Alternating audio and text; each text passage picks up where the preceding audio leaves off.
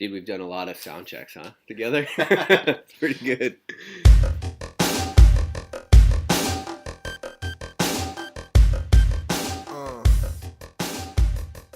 Hey everybody, welcome back to another week. This is your host, Rick Alexander. I wanted to get your ear for a minute to talk about some of the things that we have going on at Lionheart Radio and our umbrella company, Louaviv. So I have very strategically not brought sponsors onto the program because, quite honestly, I want to be able to talk with complete freedom. I want to say what I think is bullshit, and I don't want to feel like there's any kind of bad blood or money or anything in the back end kind of influencing what I put out, because I really want this to be a forum to make people fitter, happier, and healthier. And so in the spirit of doing that, I've kind of worked on these ways that I could curate our own economy where we could really vet the information coming in, and we could make sure that, the products and the information and the knowledge and everything involved is kind of on the up and up, and it's not what we would consider to be bullshit, like products with a lot of fillers or templated programs that are recycled from somebody else. And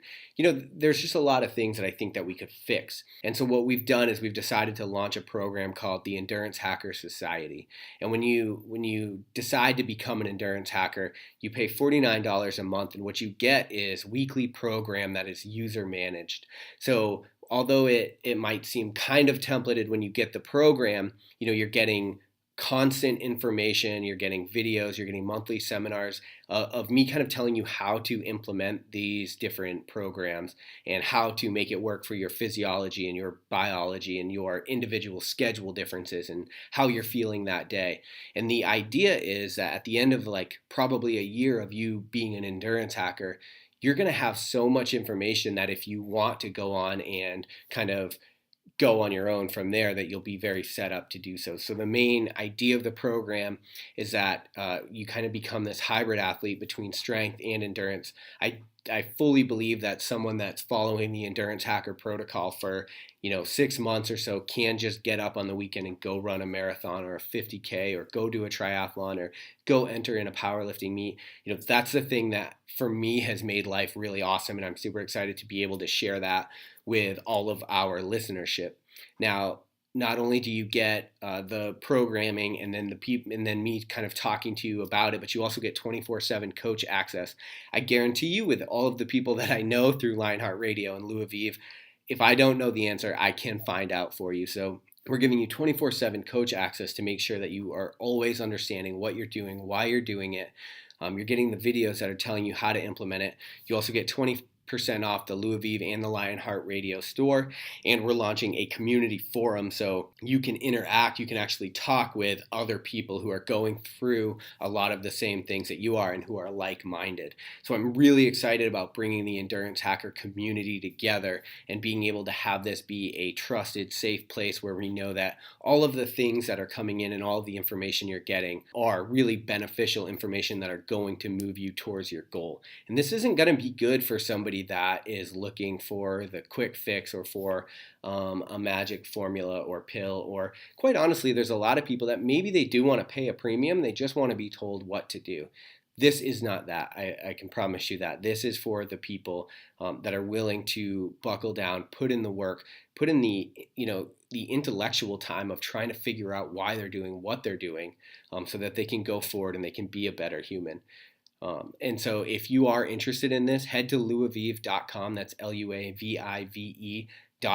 Click on Endurance Hacker and sign up. And if you have any questions, don't be afraid to shoot me an email rick@luaviv.com, and we can jump on a call. We can talk about whether it's going to be the right program for you or not. And if it's not, honestly, I will steer you in a direction that will be more beneficial for you.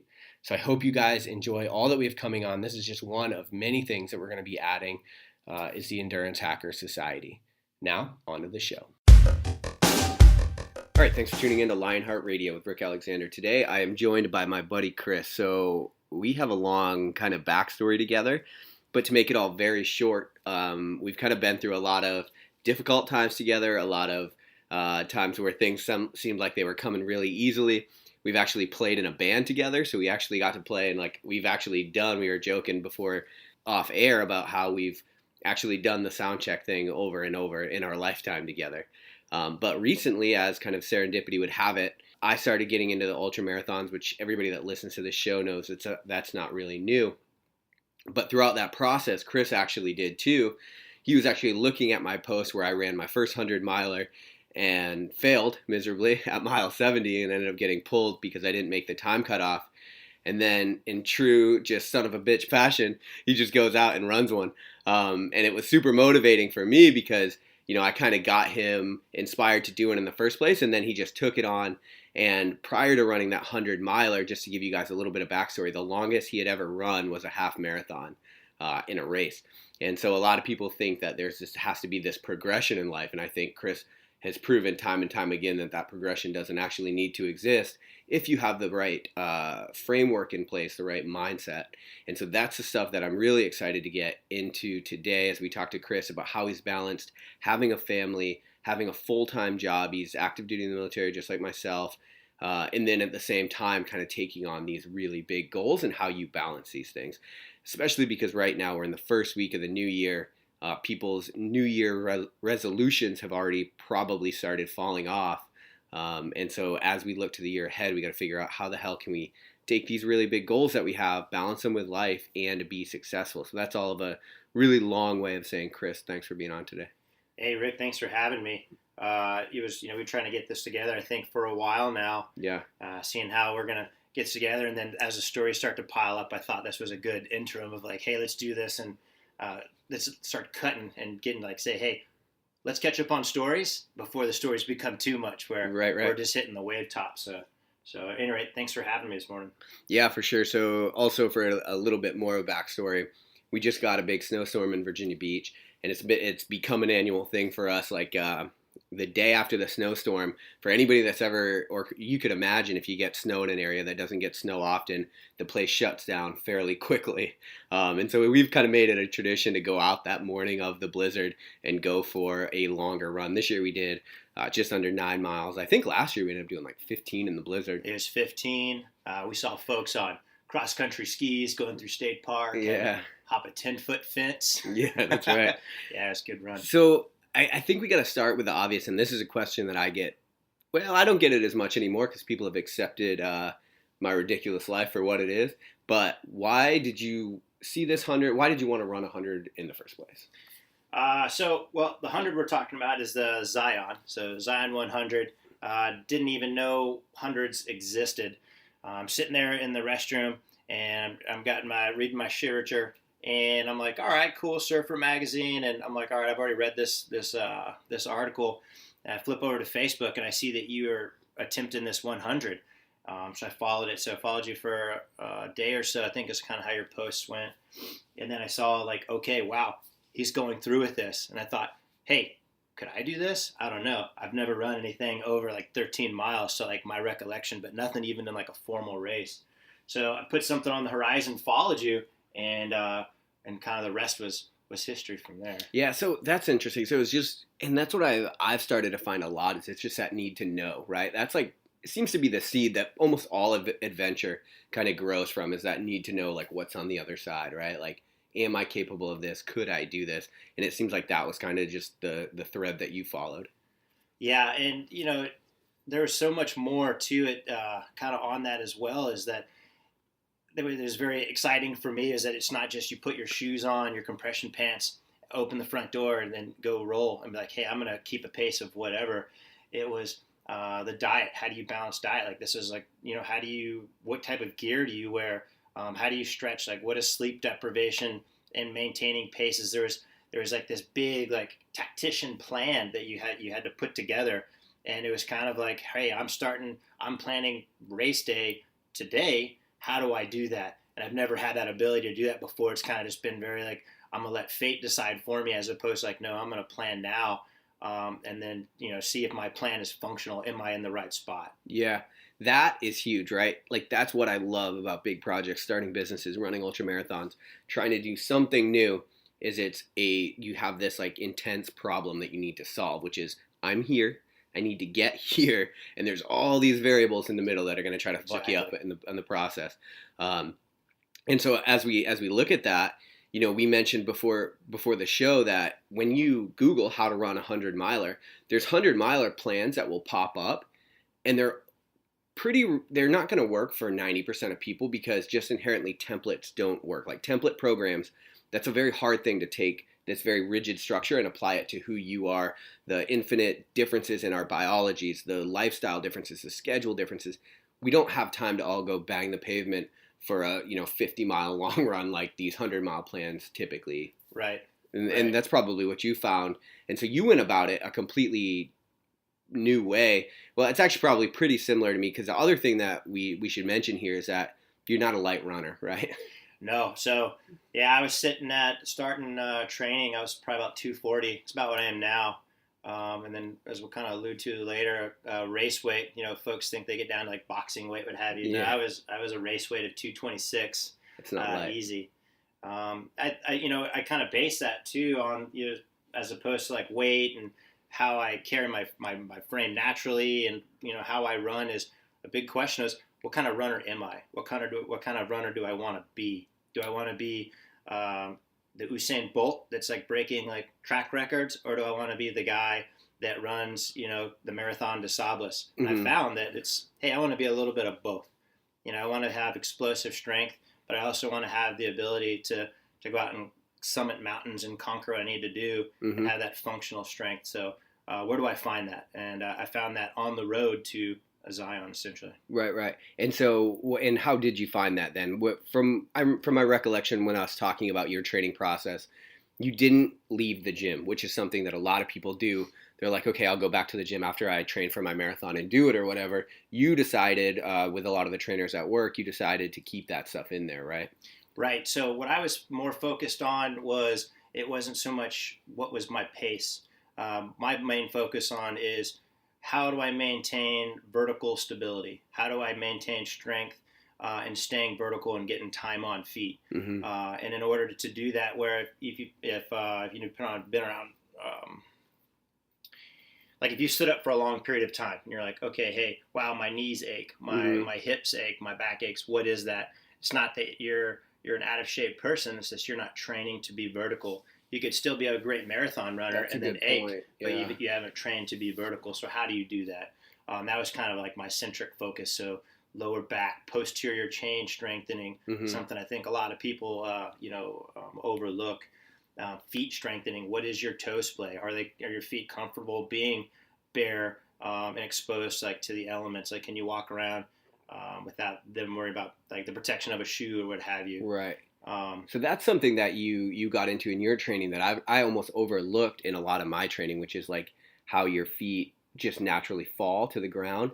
And for people that are listening to this, you can go back and listen to the Foot Collective episode that we did, where he really dove into like how your feet should be naturally and how your feet are to blame for a lot of other problems that we have with the human condition now, which is like hip pain and knee pain, and how sitting in a chair can actually affect your foot and all these different things. But what were some of the things that you did to address that properly as you went into your training, I guess? So initially came back, started thinking right back to, learning from the past.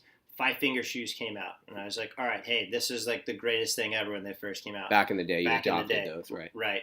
And if you remember, I was running on those a lot, like quite substantially. Yeah. And then as we fast forward now, we see that those shoes were not meant to be running for long periods of time. They were supposed to be something that was implemented into your training plan that like came out a little bit later. So I was like, okay, I've had issues with this before. I've run barefoot, feet not strong. Like, how do I do this? How do I figure this out? Yeah. But as I started looking into this, I started to find out that,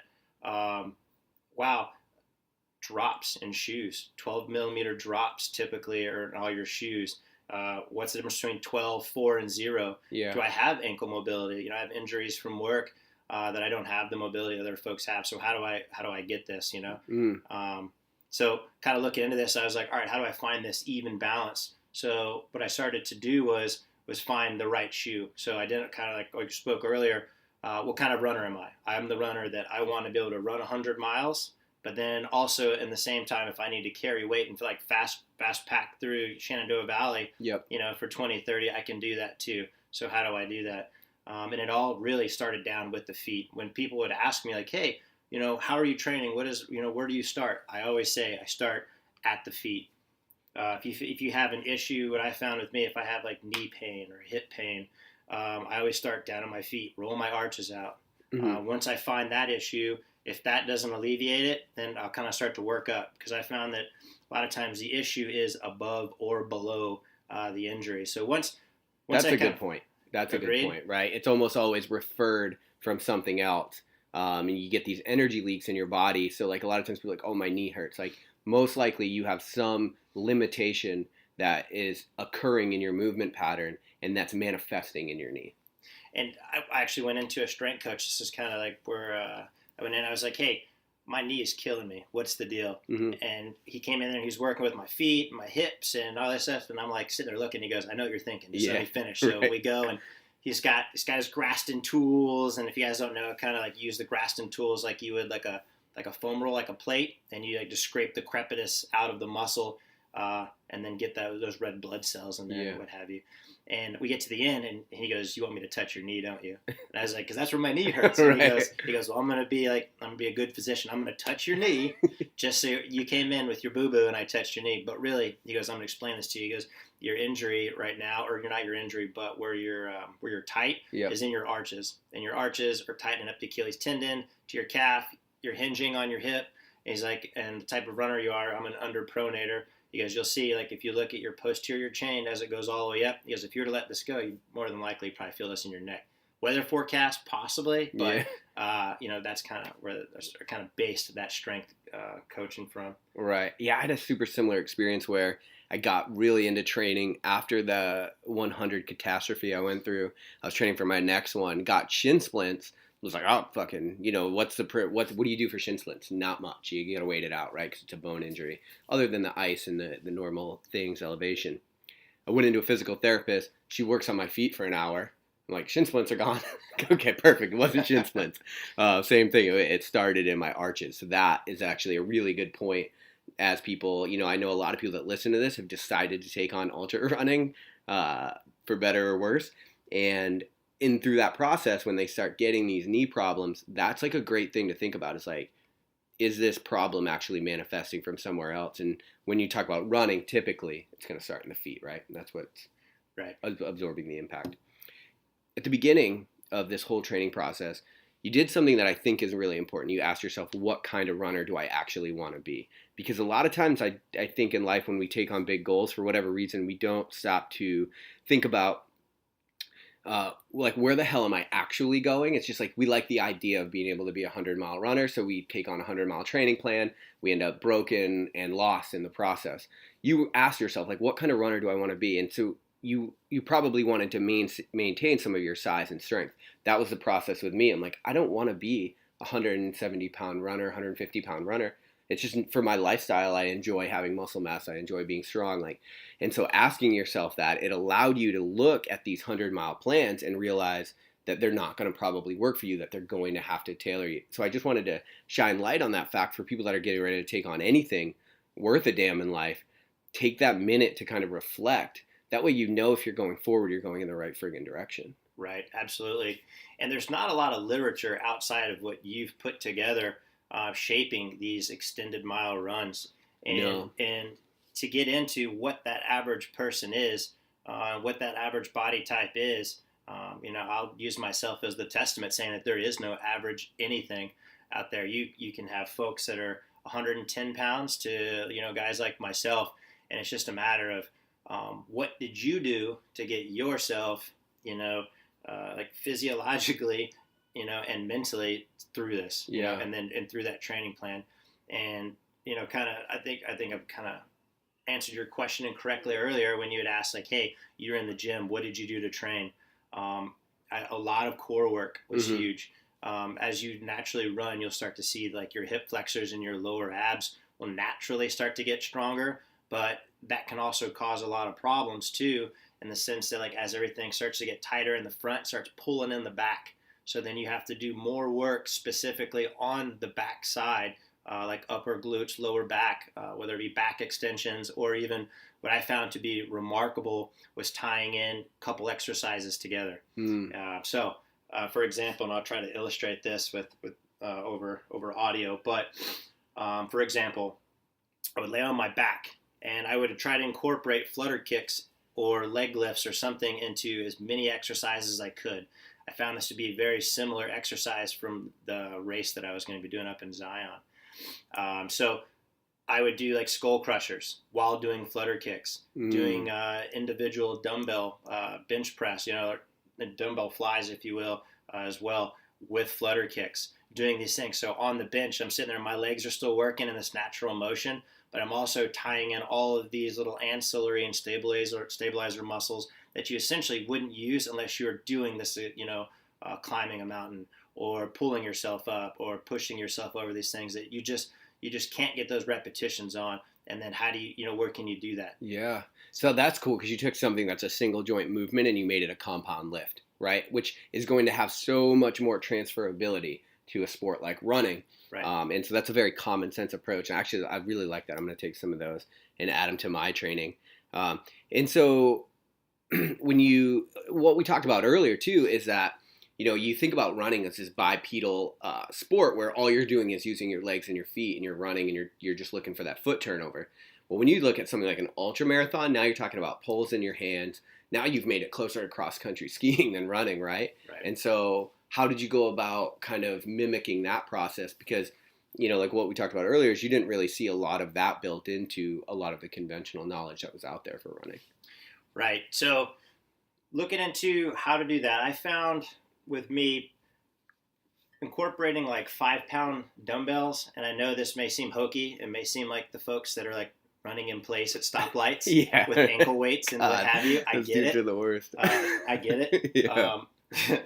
But fucking relax, dude. Right. The light will turn in a minute. I gotta keep this race pace. Gotta keep my heart rate up. Yeah. Fitbit says turn around, right? But I guess we're doing this before even Fitbits. We're talking yellow Walkmans and Discmans with anti-skip technology. But what I do is I would take a 5-pound to 10-pound weights, depending on where I was in the progression and throughout the week, and I would just put it on an incline, and I would just walk, and I would just build up those shoulders, like get the shoulders used to like holding weight, and then like you can have guys. This is the funniest thing. I have a guy at work, and he was like, "Man, I can deadlift 600 pounds. I can curl this weight." He's like, "But I carry my newborn around, and my arms are shaking after 10 minutes." Yeah. Right? And you're like, "What is that?" It's the same thing where walking with 5 to 10 pound weights on a steep incline really changes how your stride and everything works. And you don't realize these things until you're out doing a race, and you're like, "Wow, I've actually got a Camelback on. I have water now. All my pouches are full. Yeah. I got this extra jacket, a raincoat, or my if they're the type of runner that wears like headphones, like I'm running different because I keep trying to tap my earbud in with my right shoulder kind of thing. And we're talking over hours. We're starting to make a huge difference. Right. So, you're doing we'll say 100 shoulder taps to your ear or what have you. Yeah. Those things add up. As silly as they sound, all of these things are affecting how you run and how your feet strike the ground and how your hips and everything is aligned. So kind of playing that's what I found is having that strength and just that mobility with moving my arms and that having the ability to pull my shoulders back and my chin up. And I'll get into this a little bit later if you want. And then how that chin affects where your feet strike the ground. Really kind of always gave me that sanity check that I would start kind of do every hour. So yeah, so that was something we talked about while you were training, that change that I added to my routine. When you're in the middle of an ultra and it's starting to hurt really bad and the wheels feel like they're starting to come off, the first thing I try to do is I go internal and I just have this checklist where I go through and I start at my head and I talk about my chin tilt, and I got that from you, and then I go down to my hips and I go to my arms and I go to my knees. Are my feet striking under my hips? And I go through this checklist to make sure that, and I'll go over it 1,000 times in a race for two reasons. One, it gives me something to focus on other than how much it hurts. Right. And the other thing that it does is it ensures that my stride and everything is exactly where I want it to be, because as you alluded to there, the tiniest little difference spread out over hours and hours and miles is that's where shit really can go wrong for you. Yeah, death of 1,000 cuts for sure. Yeah. So what is the chin tilt? So what I do, I focus on my chin tilt, and what I do is I'm not so much focused on my chin sticking out. I'm more focused on my chin, natural placement, and where are my knees in relation to that. So if you look at a lot of diagrams, how people are running, they always have this slight 15-degree arch forward, arms are at perfect 90, and if you look at where their knees and their toes are, even actually if you buy a set of ultra shoes there's even a diagram of what this runner should look like. Mm-hmm. There's like an arrow and what have you. Well, if you think about it, your knee should strike directly under your chin, and then your toes should never reach out past your knees. Mm-hmm. So you should never be pulling outside your knees, right? So as you're pulling in your heel, you never want to pull your heel outside your knees. So what I found is, because then you're pulling yourself along as opposed to pushing. Exactly. And more time you spend on the ground, slower you go. The idea is up in the air, the faster you go. Now, that's not saying you're going vertical, but you want to go horizontal, but more time in the air. Right. Well, and it's more chance of injury too, right? Because the only time a runner can get injured is when the foot hits the ground. Right. So the less time you spend on the ground, the least likely you'll be to injury. Exactly. And the other thing with heel striking, just before we move on, is that you're like essentially slamming on the brakes every stride. Everyone working against yourself. Right. You're trying to stop, and that's natural. You don't want it either. Right. So what I would do is I would take this as an assessment. I'd be like, all right, where are my toes striking? Are they striking under my knees? So I would look down and make sure that I'm never pulling out in front of my knee.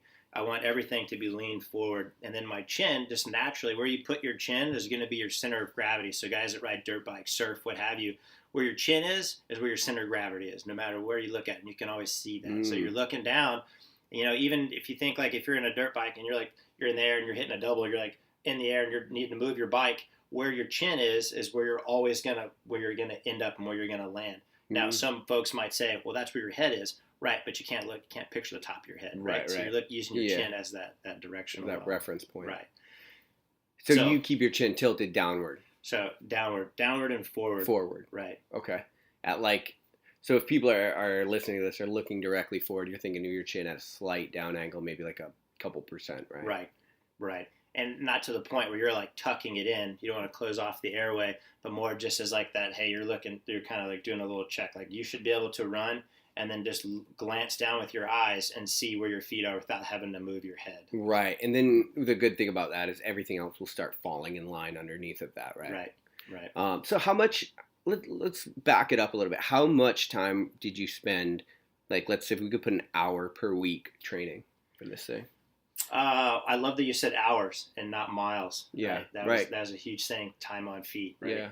Yeah. So I would say, let's say here. So I would do, Mondays and Fridays were always off. And then I would incorporate heels in there. So we'll say an hour. I would do hours, 1, 2, 3, about 6 hours, 6 to 7 hours a week. For training for 100. For 100. So that in itself is paradigm shifting, because people, if you, and I'm telling you, if you Google 100-mile plan, you are not spending 6 hours. Like, you're spending more than that just running. Oh yeah, man! The first one I saw, it was like it didn't even have time on there; it just had miles. Yep. And if you go to like, hey, 100-mile race running program, thing is what I put in there, and you won't find anything to read on it. It just has, you go to images and you can find it there, and you look, and it's like, your first week it's Tuesday and Thursday, and you're doing like 10 to 15 miles, and then the weekends you're doing like a long, like 28-mile run. And then towards the end of this thing, I think it's like I want to say it's like a 30 week program. But when you get down to the end, you actually have a 70-mile run in there. And to me, I'm looking at this like at the very beginning, like, holy smokes. Right. What did I just get myself into? 70 miles? Like one, I don't think my relationship is going to like withstand me going and running for 70 miles somewhere. On the weekend. Right, on a weekend. Yeah. Hey, babe, the week was great. How are you doing? I'm going to go run today. Right. Not like just come pick me up somewhere. Right. To all include, today. Yeah, and then when I get home. So I'm going to the gym for an hour. It's like, today I'm gone. Yeah. Yeah. So, and then when I get home, I'm going to be useless. So I'm going to be home just thinking about myself again for the rest of the day, right. Which to me, it just wasn't functional in our plan. So that's kind of why, looking back, I was like, hey, look at the time was the way to go as opposed to attempting that mileage. Yeah. And then so for your long runs, were you trying to hit certain mileage at all, or were you just talking about like, hey, I'm going to be out for 2 hours, 3 hours, whatever? So on the weekends, the way I broke it up was avid fan of sandwich runs. I'm not sure if that's like a keyed phrase at this point, but I loved it. It was, what do you mean by that? So sandwich runs. So wanted to get the time for the weekends, but how do you do that, right? I have kids, family, work, honeydews, house, what have you. So what I found is that doing Saturday, getting up early, doing your long run, so probably putting in about 3 hours, and then cleaning it up on Sunday in the morning, same time, with a little bit faster pace. And I don't mean like looking at your watch, but just kind of getting out of that comfort zone slightly and holding that for an hour. I could sandwich those runs without having to put a really, really long distance on or a really long time on Saturday and then having to recover on Sunday. So that gave me a nice continuous, more time on feet. Looking into the race, forecasting out, it was a 2-day race. So getting me time back to back, hey, we're going to do this, probably have a little sleep deprivation. Yeah. The body was already getting in tune to running Saturday, Sunday, longer distances, staying up and doing that. And it gave me the ability to balance life as well, mm-hmm. which is, as you probably put together, is really important. Right. Yeah, the training for the 200, the number one thing that I did, I think if I look back at my training, the number one training session I had that yielded me the most benefits was I had a 50K in the morning, like an actual sanctioned event. And then I drove up to DC and met some friends that night for a 50K ruck march. That was like a fundraiser. Just happened to be that they were in the same day. That's hard, but for an ultra runner, not that hard. But it was just the fact that you're getting so many hours on your feet and you're getting the sleep deprivation. You're getting all of these different things. Right. And so that would be the most beneficial thing. Right. If you look back at your training, is there anything you would do differently or tweak to do it again? Yeah, great question. And you could always say gear or nutrition, right? Because these are like always the things. Like if I go and if I open up the magazine and I want to get 6-minute abs, I need to have this equipment. Right. Or if I want to do this, right? No, actually, what I would do is something like very, I wouldn't say counterintuitive, but it's not the sexy thing. Right. I only had one gear, Rick. So that's it. Yeah. I had one gear. Yeah. I was a Mack truck. And that was it. So, and it was like when they're going downhill, right? That was it. Right. So important to recognize though for an ultra. Yeah. And I think that there's a group of people out there that have this capability, and they don't do it because they don't envision themselves as what they think the stereotypical runner is. Mm-hmm. So having this one gear, and what is this gear? This gear is a jog, a shuffle, right? So. Initially, it started off as a little fast. It was probably about a 10-minute pace, which was soon to learn, like, hey, the people I'm running with right now, pacing off of, are not doing the 100-mile race. These are 50 miles and 50K, so that's great. So Let's bring that down.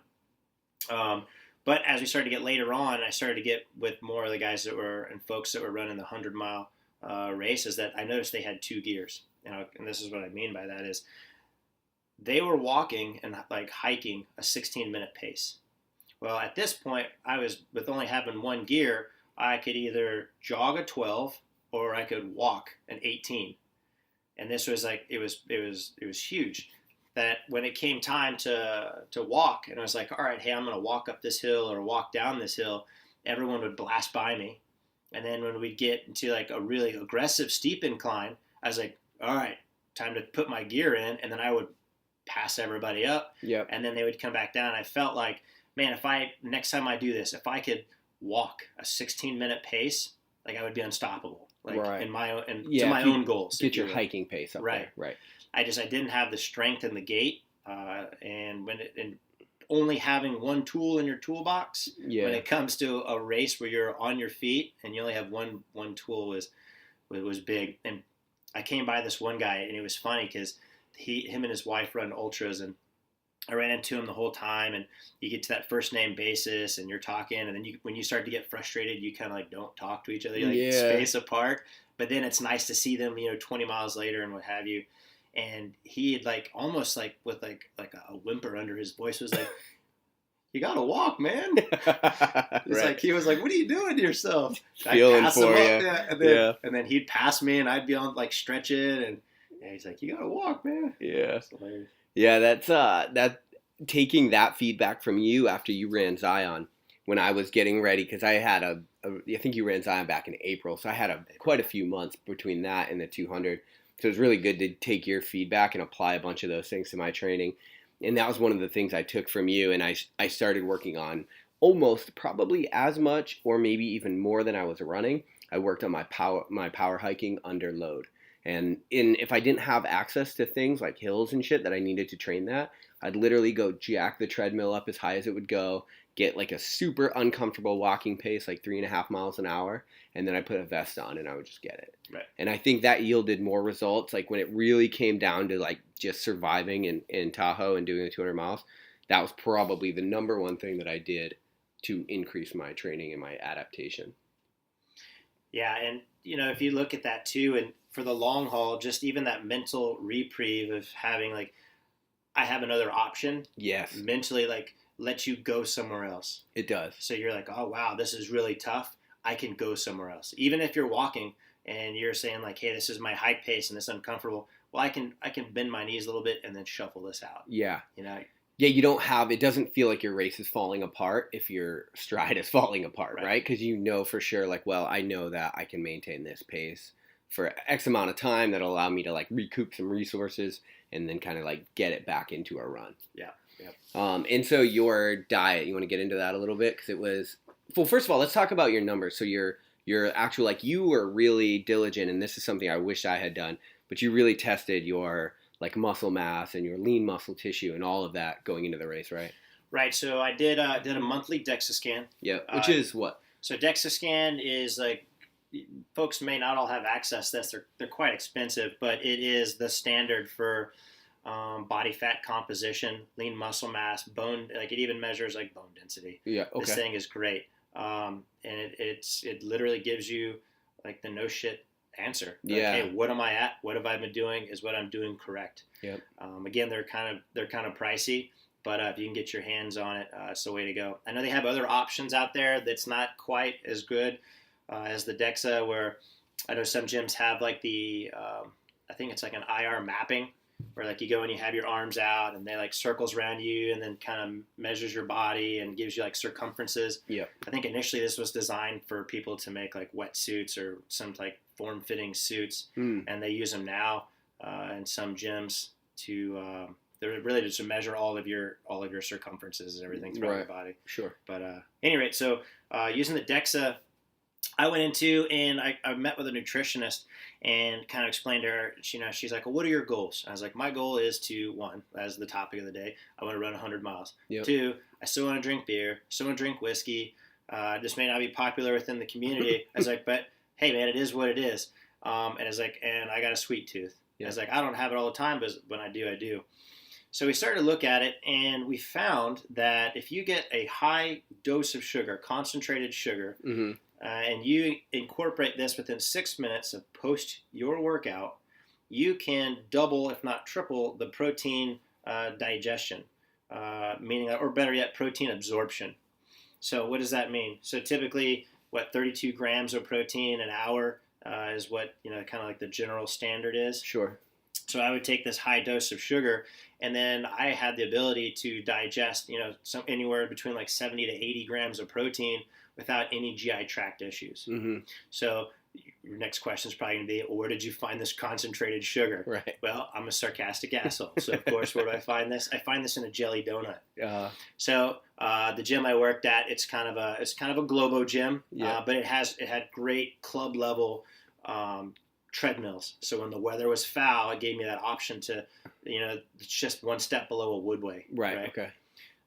But it also gave me the ability to eat a jelly donut in the sauna with all of my other fellow friends and New Year's residents, right? Yeah. So if you can imagine being in a sauna full of folks that are, dressed in trash bags and in CrossFit gear and what have you, and a guy walks in, a guy like myself weighing about 230 something at this time, eating a jelly donut, everyone's appalled, like just wasting your life. Right. But within the plan of getting this in, waiting my 6 minutes, and then taking a very high dose of protein and then moving about my day. Yeah. And like what's really happening there is that you're causing, obviously when you ingest anything with a glycemic index, sugar, whatever, then your body's going to have this insulin response, right? And that insulin is what's going to help you store and process all of that sugar that you're eating. Well, one of the byproducts of insulin is that you're actually able to uptake more protein in your body. And so you're kind of like hacking that protein synthesis process by eating a jelly donut. Right. And we're talking post-race, right? Or post-event, post-workout. Right. Okay.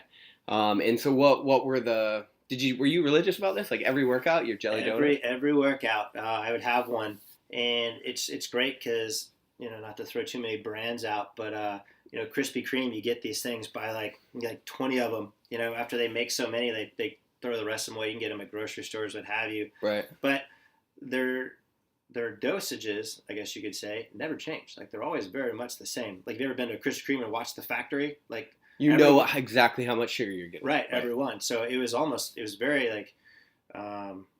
That's a good point. It was very like prescribed, if you right, will. Right, right. And it was really great. I never had any variables, and I knew that I wouldn't lose the supply halfway through my race. I'm like, holy smokes, am I going to have to transfer to something else? Right. The bread, everything else is different. I want to keep this as a constant, so then is important. I can have that, and then I can say my variables are exactly this. So if I go and I have 3 IPAs at dinner, and the next day I'm like, I know it wasn't the jelly donuts, it was probably the 3 IPAs, and I can hone that. So next time I'm not going to have those on the long run day or whatever. Yeah. So taking notice and taking account of all of the different variables that are going to show up in your training is really important, because as that applies to race day, like I've seen people like on race day do something other than what they trained. Right. And it's like you can really run into problems there. Like your GI tracts, like you mentioned, it's not going to be able to handle everything. And so figuring out what really works for you and being able to standardize that as much as possible is really important. And didn't you have it down to like, weren't you cutting them in half or something like that? So I was cutting them in half. Yeah. If you go for the full donut, you get too much of the bread, too much of the sugar, and you get too much going on. So yeah, that's exactly what I would do. Is I would cut them in half, and then I would essentially, sometimes I would actually just scoop the jelly out and then not even eat the donut. Okay. And then like once I'd kind of get through the gym, then I'd eat the donut later with my protein and have you. Okay. But kind of one thing too, and whether this contributed or not, but before I would even start the workout, I would run on a fasted diet. And I know that I actually got this one from you, and trying to figure out how am I going to do this? Race day, if I'm jittery, or I know I'm not going to want to eat anything in the morning, like how am I going to set myself up to that? And kind of using my training program as like a big laboratory, me being the experiment, and kind of playing around with that. So sometimes coffee with butter, sometimes coffee with coconut oil. And I found that all of these took me a while to figure out, like to process. So what worked for me in the very beginning was actually having like a quarter dose of pre-workout. So just having that, and then just getting me up, getting things going, getting the metabolism, looking for fat, right? Like, oh God, we got to find food. It's not anywhere in here. And then slowly incrementing into the coffee with the butter. And I tried that from the beginning, and I found that, thank God, there's a 7-Eleven on every corner. Yeah. So I was like, I'm going to get through this run. Yeah. I'm like, here we go. So pre-workouts actually got me through the beginning stages, so then I could transition off of that, get on the coffee. And I felt like coffee was easier to wean off of before race day, so that I could really get the caffeine that I needed when I needed it, as opposed to like a pre-workout. I think the pre-workout, you just get that instant gratification, which is like very appealing, especially when you're jitter. You want something now. Yep. So yeah, the fastest way, and this is often overlooked in my experience, the fastest way to increase your aerobic development and your aerobic capacity is to make yourself metabolically efficient, which is the ability to burn fat or whatever your body has for a fuel source at the time. And that shows up. And since I've noticed that, like they've done studies where they look at time sensitive eating, where you eat in a certain window every day, like let's say a 6-hour window, so then you're fasted for the other 18 hours of the day. They found that doing things like that increase endurance, and that's what's going on there. The reason your endurance is increasing is because your body is learning how to use fat as fuel. So it's like once glycogen stores are all used up, you're not just fucked, right? You have another fuel source. And that's been huge for me. I mean, even this morning, we're podcasting at 12:30 right now. We ate after the run, but before that, we ran for a couple hours this morning, and or hour and a half or so, and I hadn't eaten at all. And I felt fine. We had a conversation throughout the whole entire run. And so people that are looking to increase, and you don't have to be an ultra runner, if you're looking to increase your metabolic capacity or your aerobic capacity, experiment with things like fasted cardio. Right. And this is kind of goes into a good point of, I know a lot of guys that think like, all right, I'm gonna be a power lifter, or I want to be like a sprinter. Like I need to eat or I'm gonna get hangry. Yeah. Like I can't do this. I'm gonna lose my strength if I run. Like running is the enemy, right? Mm-hmm. But I need cardio. Like how do these guys balance it? Well, kind of rephrase or going back to like the DEXA scans, like towards the end, out of all of the workout regimens I've ever had, I've never put on muscle like I did with this one. Which is wild because you're training for an ultra. Which is a running program. Right. So in the end, final DEXA scan, 24 pounds of fat loss, 12 pounds of muscle gained. That's wild. To me, It was like I didn't believe the numbers. And you slowly start to see it, and then by month, you're like, okay, I see this. So factor this in too.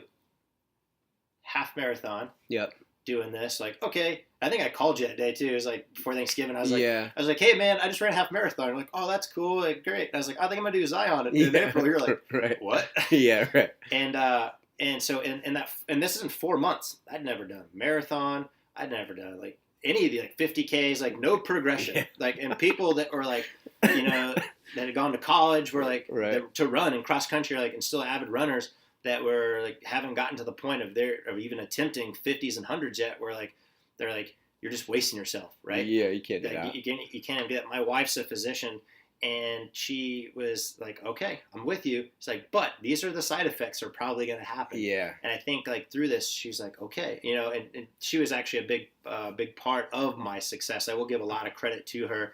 And like, my like boo-boos and ouches, and like, I say boo-boos and ouches, I'm like, hey, all my toenails just fell off. Yeah. Like, what do I do, kind of thing. Yeah. And then, but yeah, just kind of looking at it, just because you're a big guy and you're a strong guy doesn't mean that you can't be a great runner. It just depends on, back to where we started, what kind of runner are you? Right.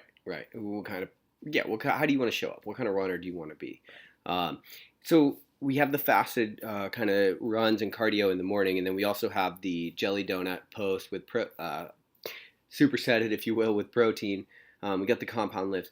All of the time that you weren't running, you have a lot of hours in the week that you're not running. And I know you have kids, and I know you have a full-time job like we mentioned. And you were going through some pretty significant life transitions at the time. Fiance moving out here, got engaged, all of that stuff. Or girlfriend at the time. So how were you eating? Did your eating change at all? Because I do want to get into like, how did we get to this point where we gained 12 pounds of muscle and lost to 24 pounds of fat? Is there anything else that you changed as you were eating you could contribute to this at all? Yeah, so fasted diet in the morning, as we've already mentioned. We've already covered the post-workout. I guess next question would be, how did I live the rest of the day? Yeah. So coming up after that post-workout, I would do my protein.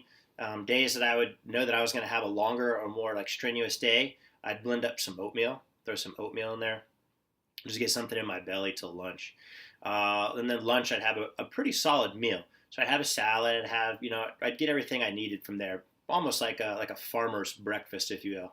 They usually eat at lunch, bigger meals, what have you.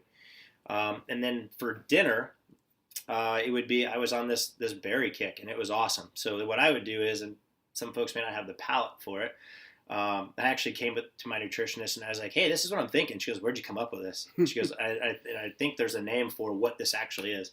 So what it is, I would take a cup of protein, or I'm sorry, not a cup of protein, a cup of oatmeal, and I'd throw almond butter and berries and honey and cinnamon. But cinnamon goes in everything that I have, so whether that's a contributor or not. Okay. And then I would just simply microwave it, and then I would take it out, and then I'd throw my cup of protein in there.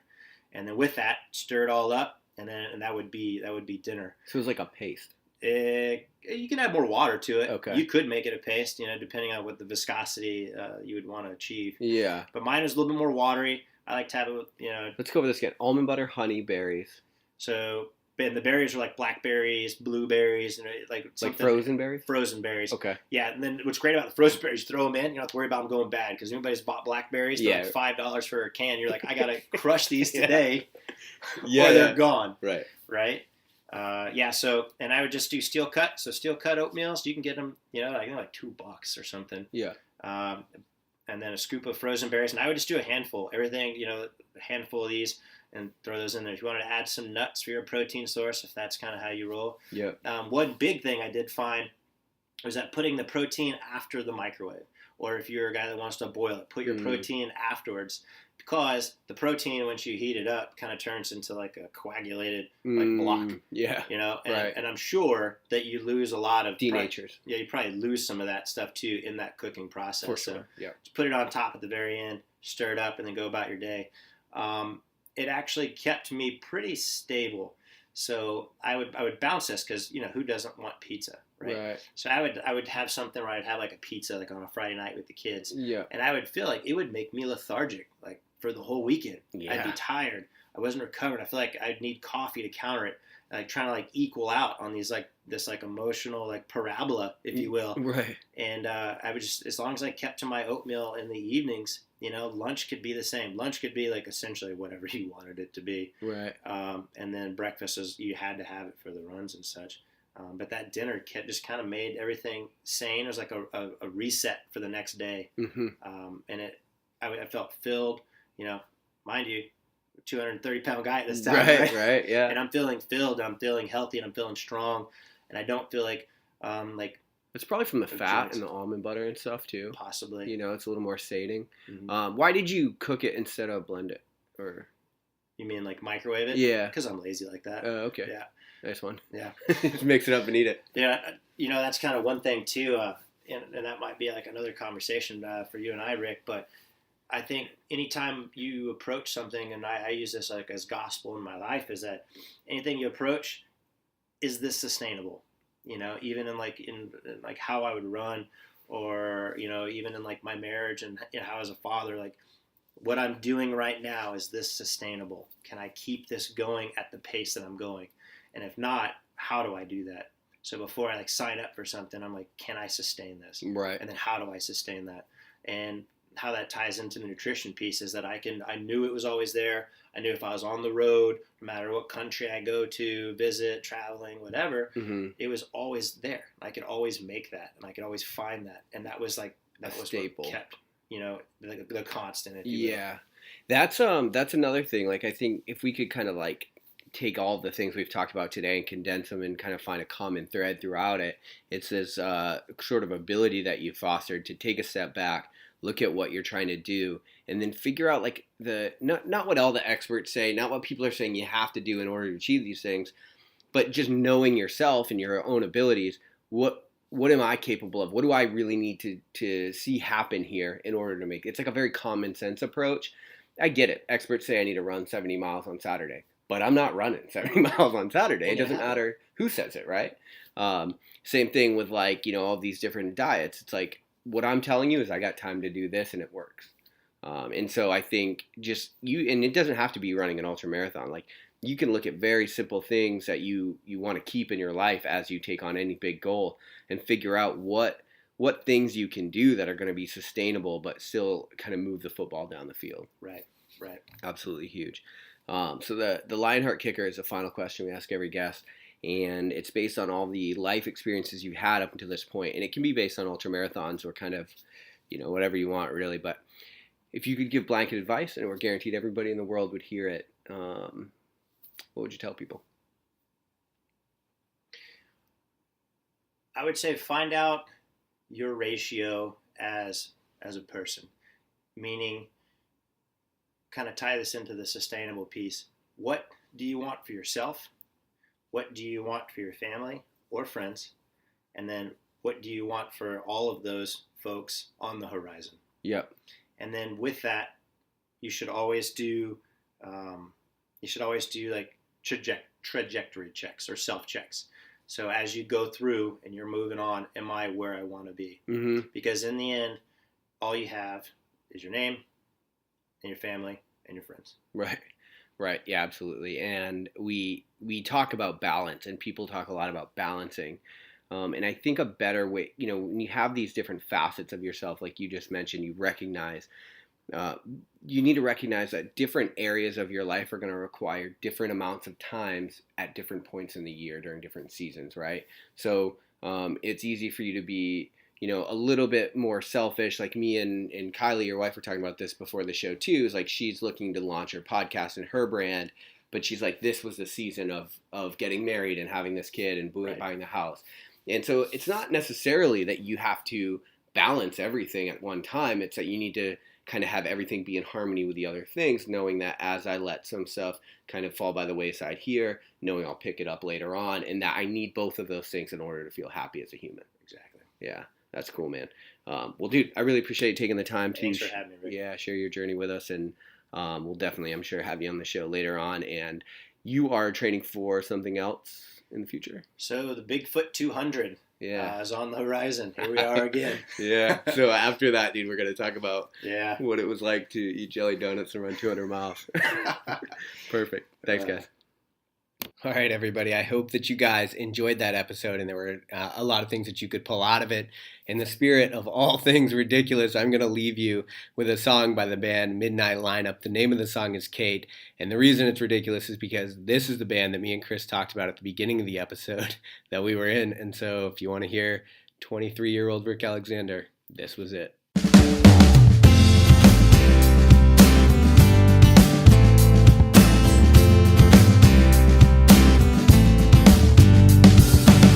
Your sleepy eyes when the sun pierces through, engulfed in cotton silk, satin and you, counting sheep in the afternoon. Close your eyes and I'll see you soon.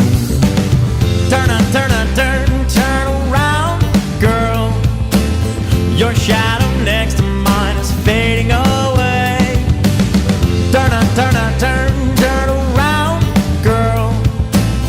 As the sun takes the light, with the moon I'll stay. Turn around, girl. I feel that wisdom is on the way.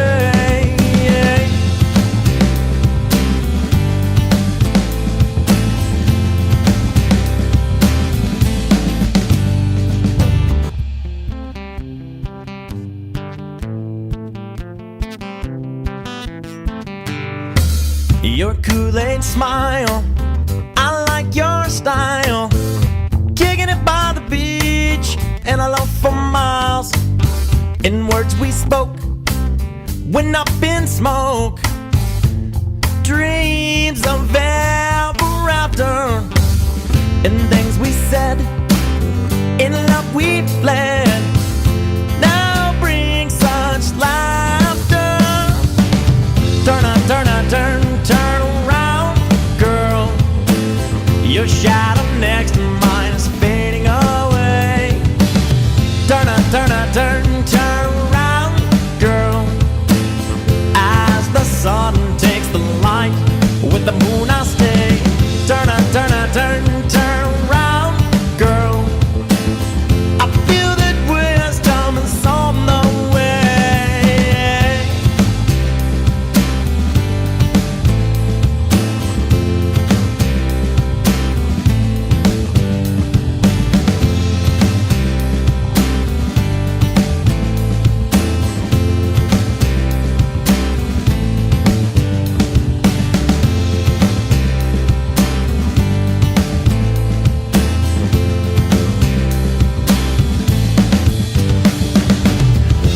The time you see what was so sublime, from the start to the finish of the drop of a dime. Was it special? I hope so, because in my black book you're just another hoe. So here we go, down the same road. Every little memory flushed down the commode. Is it you, girl? I'll never see you again. Don't you